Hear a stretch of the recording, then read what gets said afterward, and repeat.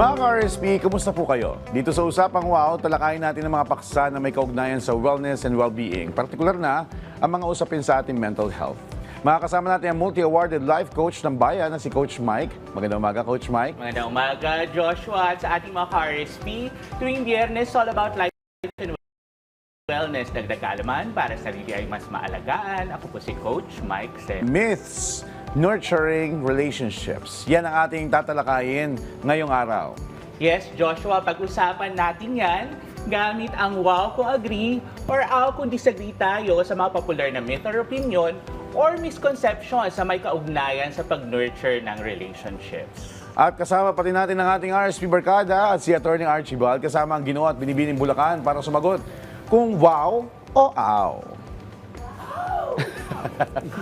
Yan, simulan natin sa myth number 1. Mas makakabuting balikan ang totga o yung tinatawag na the one that got away. RSP Barkada, wow o aw? Audrey, wow! No, no. Wow!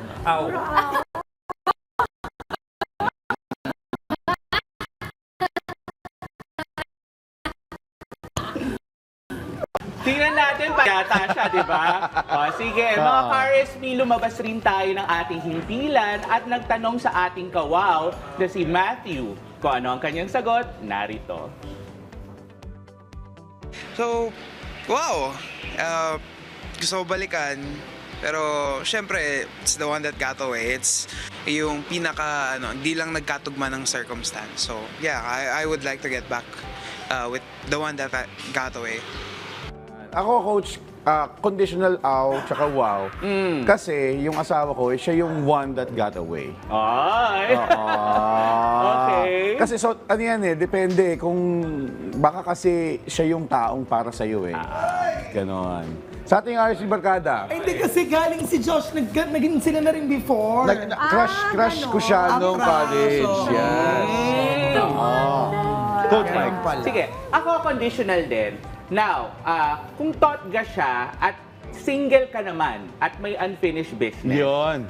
walang problema. Yan. Now, if you're committed already, please take note na kaya nga siya totga kasi may reason kung bakit you ended up with the one you're with. Yun. So, tama. dapat wag natin overlook yon. Yun, tama. RSP Barkada, wow o aw? Yung mga aw Kayo. Si attorney. Bakit aw? Attorney, go. Attorney. Personally, hindi ko pa kasi na-experience.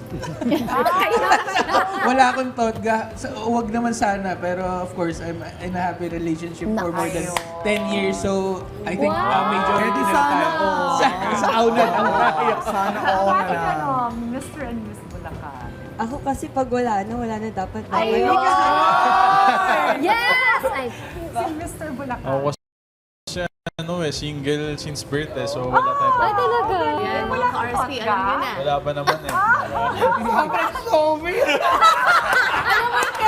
Magat kanina pa ako. Ang galing. Ako kasi binalik ko kay Totga ko, walang nangyari. After 2 years, bye-bye! Ano ba yan? I don't make, I don't know why, but I don't make friends or interact with people from the past. Same. Naka-block lahat. Now, let us move on to myth number 2. Para mas maging masaya ang isang relasyon, dapat opposite kayo ng partner mo. RSP Barkada, wow o aw? Conditional. Aw. Nag-iisip pa. Conditional. Ayan. Aw. Medyo nahati, no? At narito naman ang sagot ng ating kawaw na si Neil. Disagree po. Kasi hindi naman po requirements sa isang relationship na opposite kayo palagi. Ano lang po yun, compatibility tapos effort. Ako rin, well, ako conditional aw, tsaka wow, kasi hindi pwedeng parehas kayo ng wavelength palagi. Para mag-grow kayo, minsan dapat opposite kayo. You have to compromise, sabi nga And you nila. have to learn from each other. Yes. Ako, conditional din. Yan. Ayan, di ba? Very interesting ang ano natin ngayon. Conditional kasi, sa una, di ba, exciting if magkaiba kayo. Di ba sabi nga nila, opposites attract. Yes. However, in the long run, kapag nagpo-progress na kayo sa relationship nyo, Joshua, dapat may similarities din kayo. Ano yung values nyo, ano yung goals nyo. Kasi that's the only way you can move on and forward with the person you chose to be with. Yun. Ating RSP Barkada, wow, bakit? Conditional. Ano ba yung wow, conditional or ow? Conditional! Ako din nga lang, kasi di ba minsan hindi rin natin gusto yung mga ugali natin. So kung magka-ugali kayo, parang hindi din nagmamash. So, para balanse. Yun.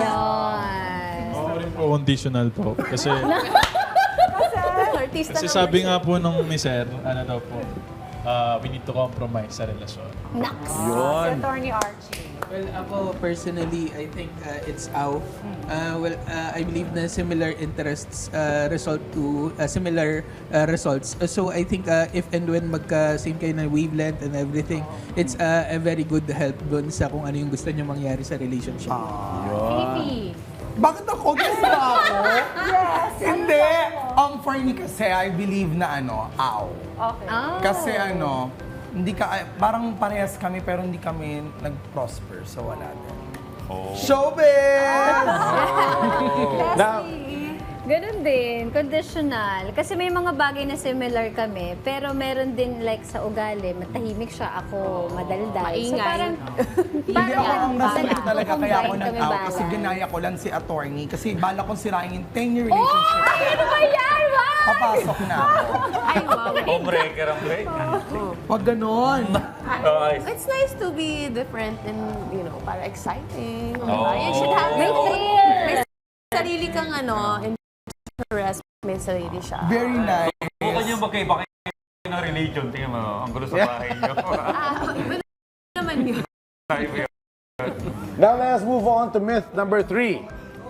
Never to bed na magkaaway. Huwag kayong matutulog na mag-resolve agad. RSP Barkada, wow o aw? Or, conditional lang. Conditional. Okay. Kasi tinatamad akong makipag-usap. Coach, tingnan naman Pagod na. natin ang ating kawaw na magbibigay ng kanyang pahayag ngayon. Wow po. I agree po kasi po kapag may ganitong sitwasyon na may awayan or tampuhan, kailangan na pong solusyonan agad. Huwag na pong iabot kinabukasan kasi kapag pinaabot pa ng kinabukasan, mas lalong lalalim at masasaktan ang isa't isa. Coach Mike? Okay. Ako ang pananaw ko dyan, conditional. Kung kayang i-resolve, meaning maliit na bagay lang, pwede. However, there are times that you really need to sleep on it for you to be able to stabilize your emotions.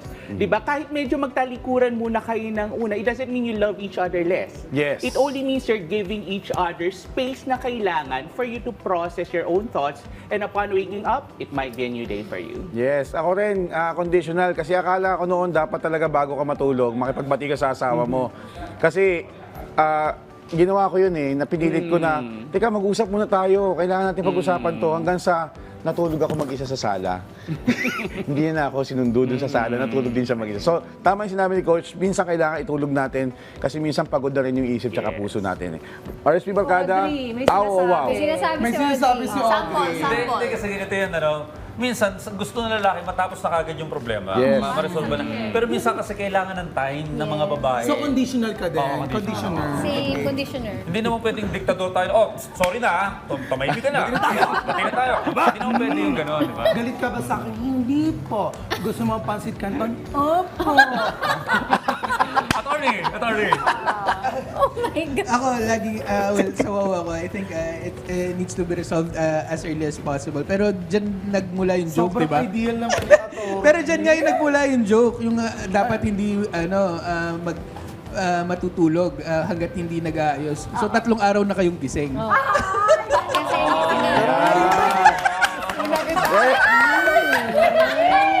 Pero ako, I believe na kailangan ayusin lagi, even before the day ends, as much as possible. As much as Yes, possible. tama yan. Pero of course, sabi nga ni Sir, depende pa rin dun sa mood ng girl or ng partner mo. Hindi mo naman may impose lagi. Attorney, feeling ko 3 days ka nang di natutulog. Nang walang mata mo.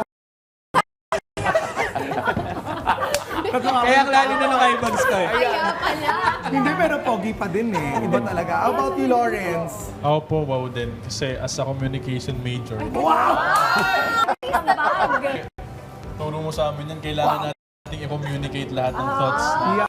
And comprehension. Comprehension, sir. Ayan. Well, Mia. I agree. At sabi nga, pansinin yung sasabihin ng partner kung baka hindi okay. Pero dahil babae ako, dapat pag-usapan agad. Dahil ayoko na iiyak-iyak pa din. Ito naman based kami naman ni OJ. So pag nag-away ganyan, space for a while. So but some other day. So hindi kami yung mainit yung ulo na nag-war na on this. Silence muna for a while. Oo, ako nahirapan ako dyan kasi tinulog ko, muntik na ako di magising. Hindi! To be serious, kapag isang araw, kinain yung di mag-usap, kain yung 2 araw di mag-usap. Pagka yung 2 araw, 3 araw di nyo kaya mag-usap, ay 3 araw kaya nyo hindi mag-usap. 1, di mag-usap, 2 weeks, 1 month, hanggang sa'yo pala hindi na kayo nag-usap. Mag-iwalay lang. Ganun yung nangyari. Back to you guys. Well, maraming salamat, multi-awarded life coach ng bayan, Coach Mike Celis, at sa ating RSP Barkada at mga ka-RSP na sumagot sa labas ng himpilan. Lagi po natin tatandaan na lagi natin gawing wow ang ating buhay. Pag may aw, huwag baliwalain dahil our wellness and well-being, especially our mental health, matter.